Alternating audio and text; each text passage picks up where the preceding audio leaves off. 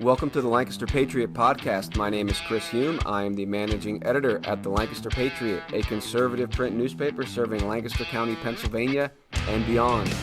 Well, today I'm joined by Representative Kathy Rapp, who serves Pennsylvania's 65th Legislative District. And she will join me today to talk about the funding that the state of Pennsylvania is giving to the University of Pittsburgh, despite the fact that Pitt continues to practice what can only be called barbaric research utilizing body parts from murdered babies. Now, just to give you a bit of a context before Representative Rapp joins us, on July 6th, the Pennsylvania House voted 145 to 55 to fund Pitt once again without requiring a ban on this research.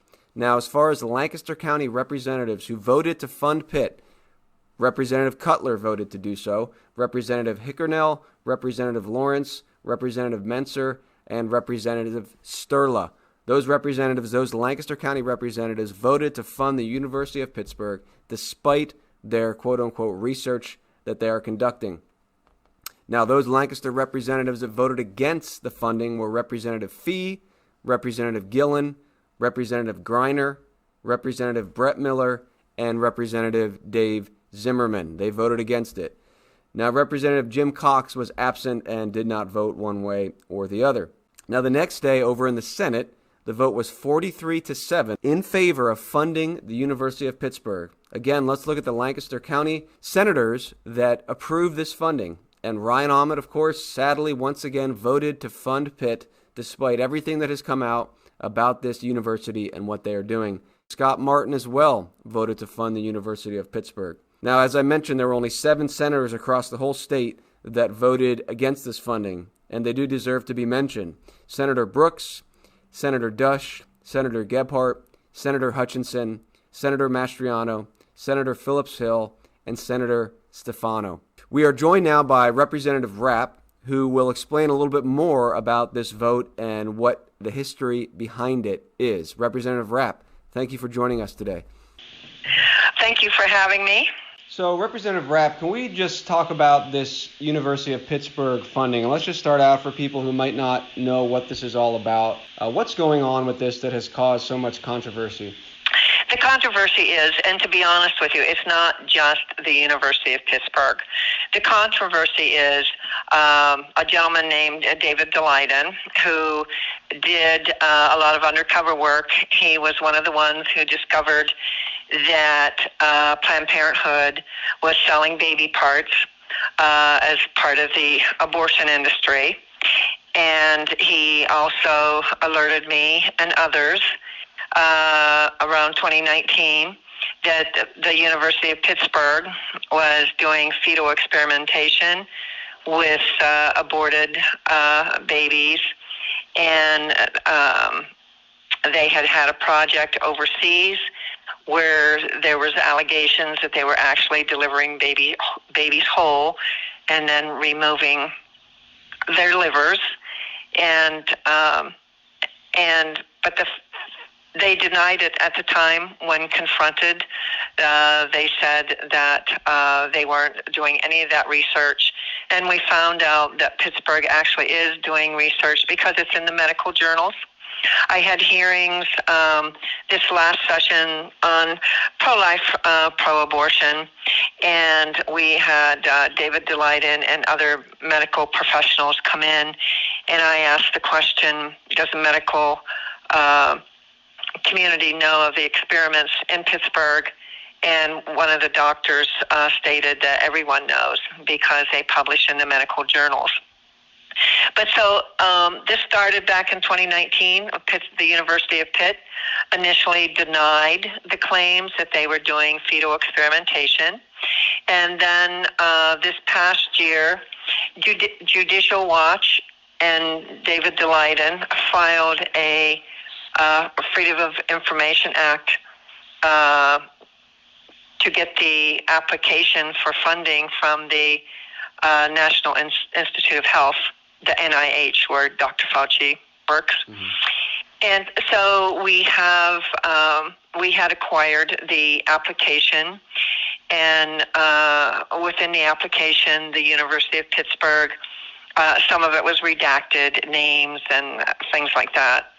but it's clear that the university wants to be a tissue hub for the nation.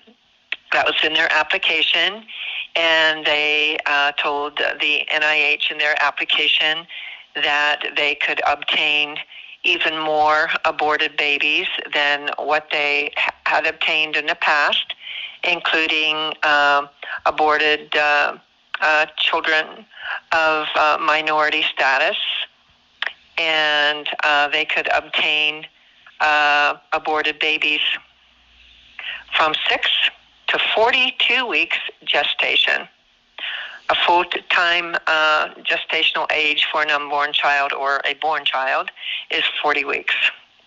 That is right in their application, which you can obtain through Judicial Watch or David Daleiden. I can, maybe after we're done talking, I can give you a few phone numbers, but if you called the Judicial Watch through Tom Fenton, you could, and I can give you, after the interview, some other places to call so that you could see the application for yourself. So originally they denied, and then they admitted that they were doing the experiments, and then we started seeing some of the procedures. One specifically that we know of that's been published is the taking of the unborn or the aborted baby's scalp and sewing it onto rodents in their labs. Not sure, what they're trying to find at the end of the day with those experiments, but there are other experiments too, and removing different and harvesting other baby body parts for experimentation. You mentioned something about overseas. Can you clarify where are most of these aborted children coming from? The state of Pennsylvania? Are they coming from other places? Well, now they are. The University of Pitt works closely with the Allegheny Planned Parenthood and McGee Women's Hospital.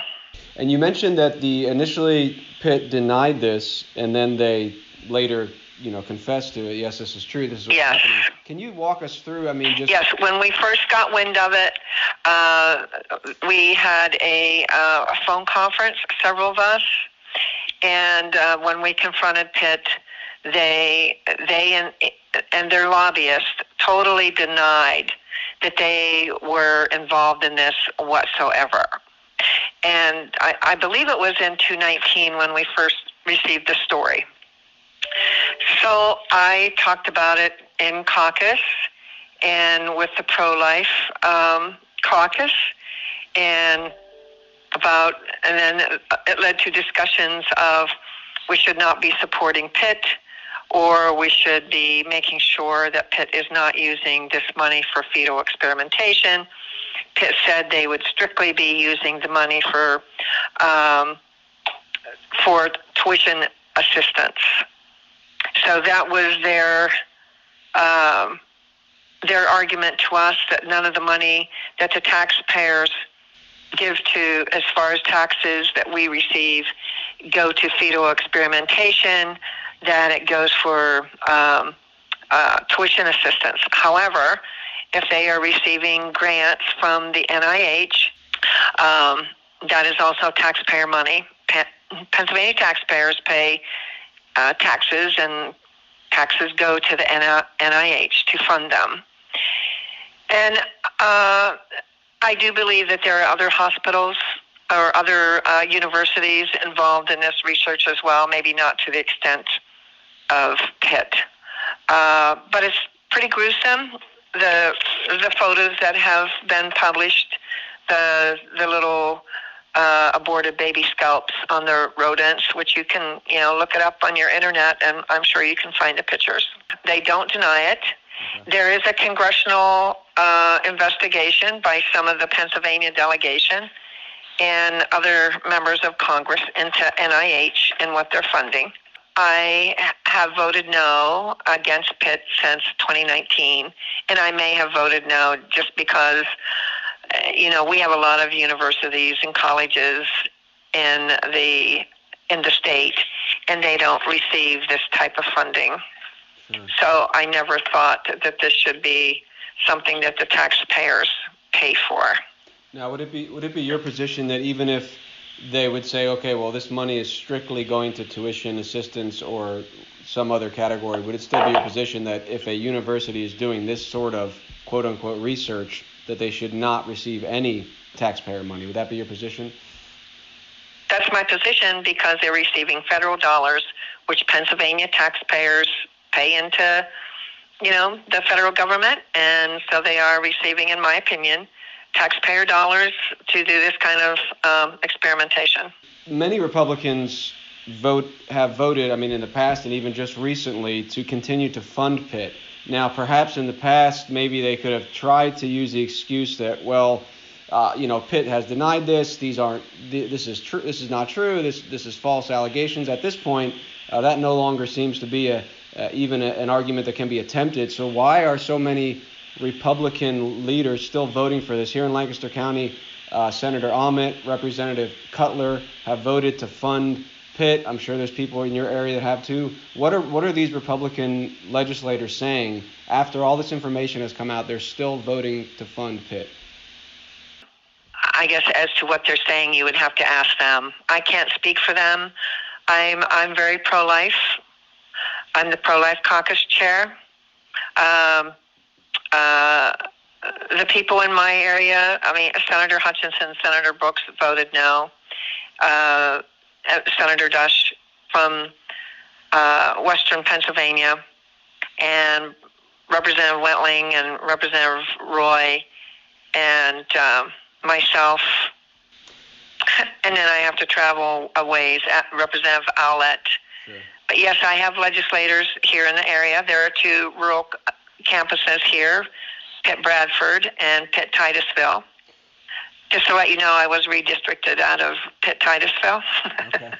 Well, just in general, I know you can't speak to a specific person, but whether arguments on the floor or during these things, I've heard that one of the arguments is, well, if we don't vote to fund Pitt, at least the representatives that are in that area, the parents in that area, they expect lower tuition and they're going to be upset. Are there just any general arguments that you've heard? Well, last year when we gave them the money, the first thing they did was raise tuition. Right. First thing they did after we left town. I had Pitt Titusville, and I still voted no this session and last year on Pitt. But I have helped them. The Pitt Titusville campus, I worked very hard to keep that campus there because Pittsburgh was going to, was looking at closing that campus, and I fought very hard to keep that campus there. But I cannot vote for giving them money once I see what they're doing at the main campus as far as these experimentations. I think it's wrong. I think it's morally wrong what they're doing. And so I cannot, in good conscience, vote for that. I just cannot. Yeah. And it's not just, like I said, Senator Hutchinson lives in Venango, and he used to represent Titusville. Michelle Brooks represents all of Crawford County, where Pitt Titusville is. They both voted no. Myself, Representative Roy, he is from Crawford County, where Pitt Titusville is. And so I can't speak for, and I certainly will not condone the vote of those who voted yes. I cannot. But people have their reasons. I can't answer for them. Sure. I do know that everybody has to answer for their actions someday. Yeah, when we look at this research and what's happening here, that will be a frightful thing for some people if they do not. Yes, I would encourage you, if you, Judicial Watch has done more than one article on the University of Pittsburgh. If you go to their website, I'm sure you can find the articles regarding the fetal experimentation at the University of Pittsburgh. And like I said, you could obtain the NIH application as well. It's no big secret anymore. We're almost out of time. You mentioned a congressional hearing. other than, cutting funding or not funding, we should say, not sending taxpayer dollars to Pitt, is there any other avenue here that the legislators can take or the people can take to try to end this from happening in our state? Yes, but right now, unless we did a constitutional amendment, I think we're sitting back and waiting to see who the next governor is. We have a candidate, the Republicans, and our candidate is very pro-life, and he also voted against Pitt. Senator Doug Mastriano. Attorney General Josh Shapiro is all about abortion. He calls it health care for women, and I'm sure he takes a much more liberal view on what's going on at Pitt. So one is very pro-life and one is very pro-abortion. It's very clear. It's very clear. If you want to vote pro-life, you have a clear choice. If you want to vote pro-abortion, you have a clear choice. And I know who I'm voting for. Yeah, because I think this is despicable. And I don't think anybody can disagree with that assessment. And we can pray that people would come to see the evil of abortion and this quote-unquote research being done on children. Well, Representative Rapp, I thank you for your time. Thank you for educating us on this, and hope the best for you as you continue to fight on this issue. Thank you so much for reaching out to me, Chris. It's really appreciated. That was Representative Kathy Rapp, serving Pennsylvania's 65th Legislative District. Very helpful information. If you are not aware of what's going on with the state of Pennsylvania funding Pitt, please look into this more. We will likely have more on this in the paper. So if you are not a subscriber, go to www.thelancasterpatriot.com, subscribe today, and get local news delivered right to your door once a week. Until next time, God bless and Godspeed.